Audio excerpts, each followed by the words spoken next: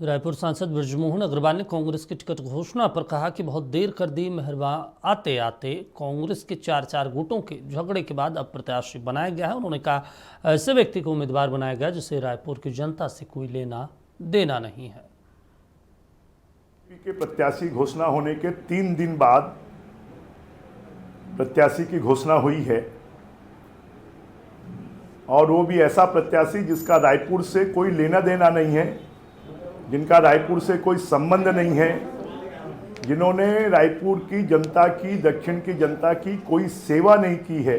हम कांग्रेस के प्रत्याशी का स्वागत करते हैं, अभिनंदन करते हैं और इस बात की उम्मीद करते हैं कि शायद अब ये चुनाव रायपुर दक्षिण की जनता जो एक रिकॉर्ड वोटों से मुझे जिताया था, उस रिकॉर्ड को भी तोड़ेगी और उससे भी ज़्यादा वोटों से सुनील सोनी जी को कमल फूल का बटन दबाकर जिताएगी।